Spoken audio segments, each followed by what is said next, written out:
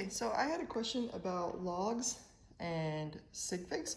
So I want to just kind of give a brief overview of how to calculate sig figs when you're using logs and even anti-log. So for example, if you take the log of 339, that would give you an answer of 2.530. Now, this number right here had 3 sig figs, and therefore you want to match it with 3 decimal places. So, and that same thing exactly goes for when you're taking log of, for example, let's say if we had log of an exponent, 3.39 times 10 to the negative fifth or something like that. Our answer would be negative 4.470, where again, this one had 3 sig figs.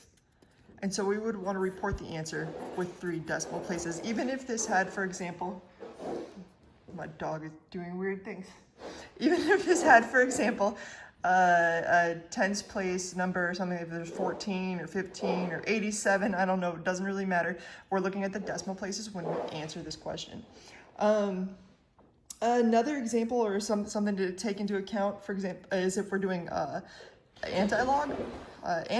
So if I wanted to know, for example, the anti-log of negative 3.42 or something to that effect, that would be equivalent to 10 to the negative. When we say anti-log, we're saying 10 to the, so 10 to the negative 3.42. Now notice, in this case, we're going backwards, it's the anti-log. So now we're gonna be looking at the decimal places. This has 2 decimal places, and therefore our resulting answer is actually gonna have 2 sig figs. So 2 decimal places, 2 sig figs when we're going anti-log. When we're taking log, this had 3 sig figs, so therefore we should expect the resulting answer to have 3 decimal places. So I hope that helps. Have a good day.